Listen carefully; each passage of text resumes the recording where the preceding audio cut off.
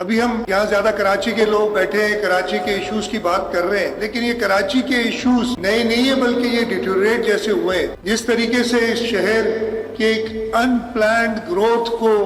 صوبہ سندھ کا جہاں تک تعلق ہے، یہاں بات بھی ہمارا دارالخلافہ کراچی کی صوبہ پاکستان کی گروتھ انجن ہے، یہ پورے پاکستان کو یہ صوبہ چلاتا ہے۔ اور یہاں دوستوں نے بات کی، نہ صرف ناصر شاہ صاحب نے شروع میں کہا تھا، باقی بزنس کمیونٹی سے بھی لوگوں نے کہا کہ جو حق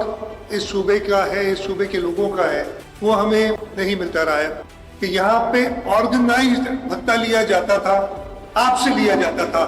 مجھ سے، ہم سب سے لیا جاتا تھا، کہ ایک اتنا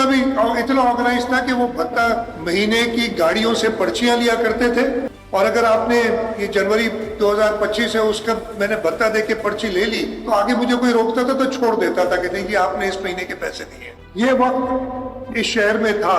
اور یہی ہم نے انہیرٹ کیا تھا 2008 میں جب پیپلز پارٹی گورنمنٹ آئی تھی۔ نہ صرف یہاں، پورے صوبے میں جو لا اینڈ آرڈر کی سچویشن تھی اس کا، ہماری میموریز بہت شارٹ ہو جاتی ہیں، ہاں پرابلمز ہیں، یہاں لا اینڈ آرڈر کے پرابلمز کا ذکر ہوا۔ ڈیفینیٹلی ایک شہر جو 2-2.5 کروڑ سے زیادہ کی آبادی کا ہے، جہاں پہ شدید مسائل ہیں، جہاں پہ پوری دنیا کے لوگ رہتے ہیں آ کے، وہاں پہ ایشوز ہوں گے۔